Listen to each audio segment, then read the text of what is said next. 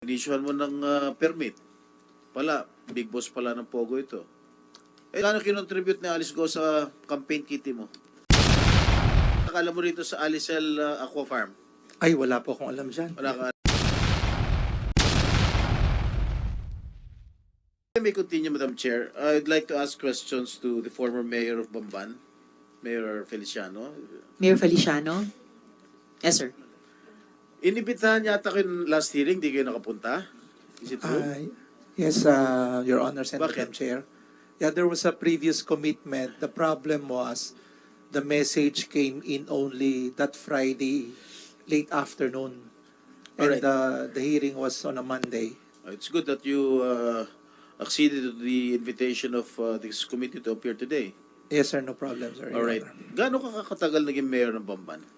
I was a mayor of Banban since 2013. No, when did you start your political career in Bamban? I ran 2010. I lost. And then, That was the first time, yeah, 2010? that was the first time. All right. For And then- mayor right away? Yes, sir, for mayor. And then? And then I got re-elected. I ran again 2013. You won? And then I won. Okay. And then I won for the next succeeding 2 terms again. So nag-graduate po ako up to 2022. 2022. Yes, So, you completed your 3 terms Yes, Your Honor. as mayor of Bamban. Yes, Your Honor. Okay. Why did you endorse the candidacy of Alice Go for mayor to replace you? Because I gathered information that there was a barangay captain who was supposedly going to run for mayor.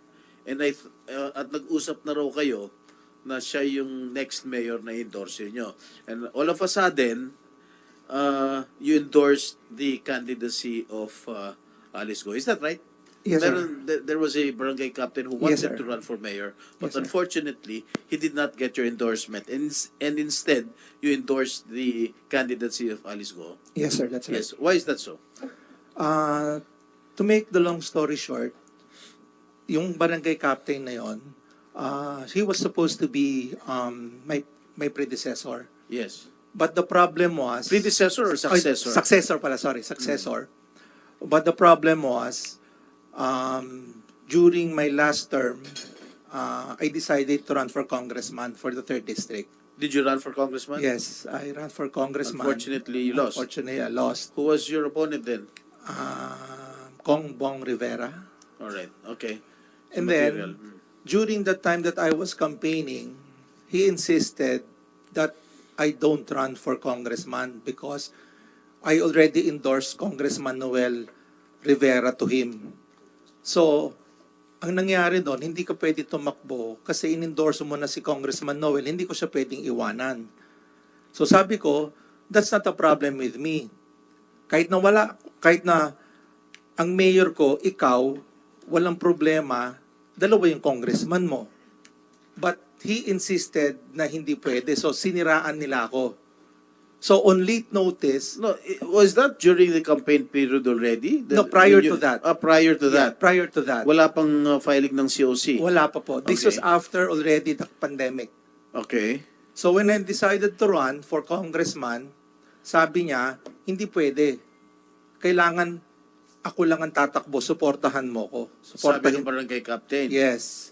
Okay. So on my part, since wala po akong running mate on my town, I decided I had to have a running mate of myself. And considering the fact that Banban is only small, What is your population in Bamban? our population is around 80,000 and voting is around 40,000. By rule of thumb, kalahati. Yeah. Okay. And so after that, I needed somebody on my side. So ang nangyari doon, me as a former local chief executive, we local chief executive should be economic managers. Small investment, small capital, big dividend. So in my town, when I took it over, Okay. Sige. Paano mo nakilala to si Alice Go? since she was fig farmer, Since you was a pig farmer, Meron sila pong pig farm sa Bamban. Okay. So on my second term, pumupunta na po siya sa opisina. Okay. So she was the one handling the detail. On your second term, did she express interest that she wanted to enter politics? No, nothing. Nothing at all. Nothing at all. Wala kang inkling na gusto niyang Wala. maging mayor. Wala po. So ano talaga siya noon? She was just an ordinary person that's coming into my office kana kumukuha ng mga permits. So when did you first meet her?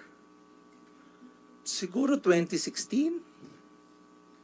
When she went to your office or when you went to her farm? No, pumunta po sila sa office. Sino sila? Si Mayor Alice and the group of hog farmers po sa Bamban. Okay, and then what did you talk about?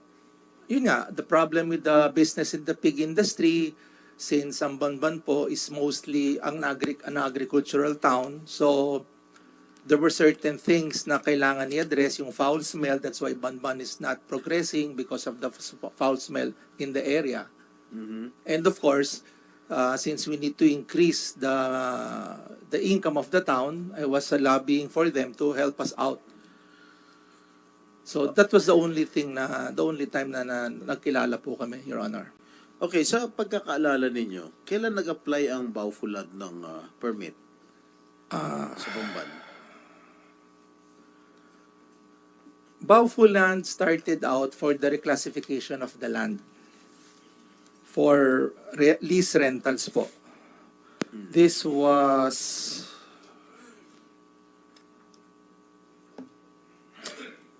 March 8, 2019.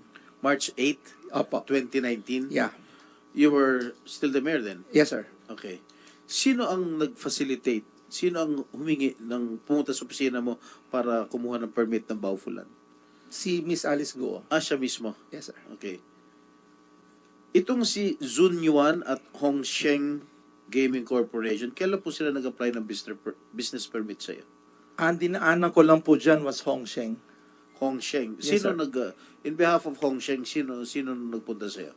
Sa Hong Sheng po, siya po yung nag-request din sa amin ng... Si Alice Go. Siya po. Sa tingin mo, anong participation niya sa Baufulad tsaka dito sa Hong Sheng Gaming? She was just an investor in my town that she bought the land and then she had investors under her arm to put in money in the town para patayo po yung mga buildings for lease rental po ng real estate property. May idea po ba kayo kung anong klaseng operasyon ang ginagawa niyo sa loob ng Baufo compound sa Bamban Tarlac?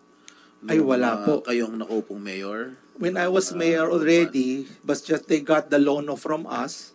And then, No, excuse me? letter of no objection. Yeah. Who provided that loan? What do you mean, sir? Sino nag-issue ng loan? The Sangguniang Bayan po.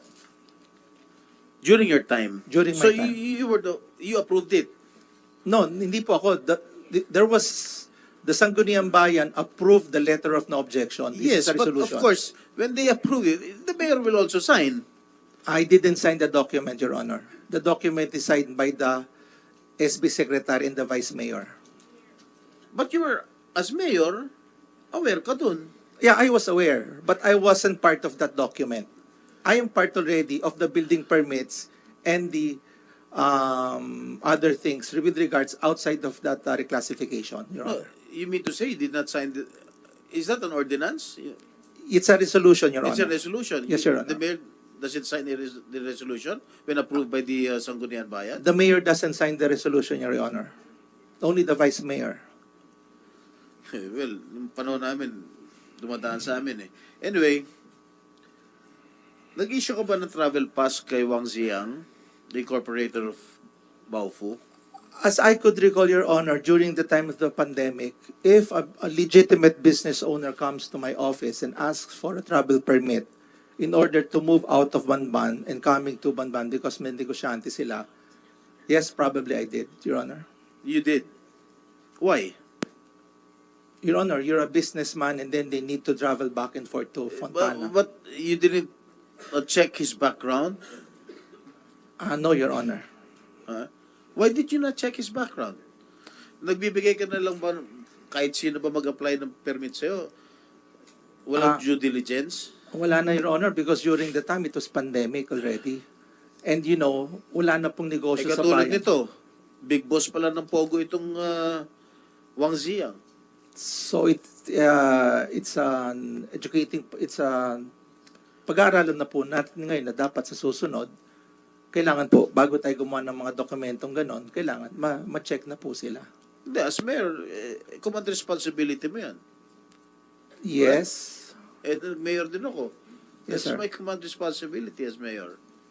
Yes, sir. But the problem is, sa sobrang dami po nang kumukuha kung lahat po sila, checkan Well, I po understand. natin. Totoo naman. Totoo naman yung sinasabi mo. But in this case, kita mo, inissuehan mo ng permit. Wala, big boss pala ng Pogo ito. Siyempre, sa'yo babagsak ang problema. Di ba? Sa mayor, babagsak ang problema. Yes, sir. Okay, sa yung pagkakalam, ano mga negosyo ni Alice Go? Ang alam Sa ko lang po, Bamban. yun lang pong piggery. Hindi kayo naging business partner Ay, hindi po. kahit kailan. Hindi po. Civil lang po ang relationship Okay. namin. How did you approve to endorse the candidacy of Alice Go? Siya ba lumapit sa'yo? O ikaw nagkusa sa kanya na, o ikaw nang sumunod sa akin? Ay, hindi. Tinanong ko po siya if she's interested to run. Mhm. And then after a while, yun nga, because ang criteria ko po nga, for choosing a mayor, dapat economic manager po. Para malaman pong So, initsapwera mo na talaga yung barangay captain na talagang tubong Bambantarlak. Wala. Kung makikita niyo po yung video during that time, talagang linalait na po nila ako eh. Parang hindi ako naging mayor eh. So I had to do something para maproteksyonan naman yung interest ko when I run for congressman. Kaya po, Maproteksyonan ng interest mo. no sir, I'm running for congressman. Pag wala ka pong kandidato sa town na Okay. sinasakupan mo, wala po kayong Nung kinausap mo si Alice Go to run for mayor, what did she say right away? sabi Did po she niya, agree right away to run for mayor? hindi po, O nagpakipot ng konti? pag-iisipan daw po niya. O gano'ng katagal siya nag-isip bago siya pumayag na tumakbong mayor? 30 to 60 days. 1 month to 2 months? Opo. Okay. Nung pumayag siya na tumakbong mayor, under your ticket, I presume, ikaw Independent ang po. dala niyang congressman. Correct? Independent po. Okay. Magkano kinontribute ni Alice Go sa campaign kitty mo? Wala po. Kinuha mo, sabi mo, businesswoman siya. Opo. Posibleng hindi siya nag-donate sa campaign kitty mo. Ay, wala po. Sarili ko po. O ikaw nagbigay kay Alice. Ay, hindi naman po. Ha? Hindi po. Negosyante lang po O ako. sige, maliit. anong pagkakaalam mo rito? Kasi I only have 3 minutes to go. Yes, Anong sir. pagkakaalam mo rito sa Alicel Aqua Farm? Ay, wala po akong alam dyan. Wala kang alam? Wala po akong alam dyan. Hindi ka na mayor nun? Hindi na po. Ha? Nung in-incorporate ito? Hindi ka Wala na na mayor po. nun? Ha? Wala na po. Wala ka na, hindi ka na mayor? Hindi na po yata. Hindi ko pa alam kailan po yung... Kailan ba itong yung document sa DTI, COMSEC? Kailan ba ito? Comsec, pakita natin ulit yung DTI. If I remember correctly, SP Pro Temp 2022, August. Pero i-check po natin. Yeah. Kung August 2022, hindi na nga siya Wala mayor. na ako mayor na po. Sorry, SP Pro Temp. March 2022. Oh, mayor ka pa. Mayor ka pa nun kung March. Sa Suwal po yan eh. Oo nga pala, I'm sorry. I stand Your Honor, corrected. bambam po tayo. Hindi, pero wala kang kinalaman. Wala po. Ha? Wala Hindi mo nakikita si Mayor Kalugay sa Bamban? I was just able to meet him sa LMP one time. Sa LMP? Yes po. Na magkasama sila ni Mayor Alice? Ay, hindi po. LMP po yun. Dito po sa Marriott yun eh. Ha? Sa Marriott po. Naging presidente ako ng LMP. Sa convention ng lahat ng mga presidente. Opo. Oh, hindi kayo nagkakasama ni Hindi Mayor po. Kalugay. Hindi po. Pero kilala mo siya personal? No, civil lang po. Civil lang. Opo. So wala kang alam sa dalawa? Wala po. Sigurado ka? Opo. Sige. I'm done. I'll just, Madam Chair, thank you very much. Maraming salamat din, SP Pro Temp.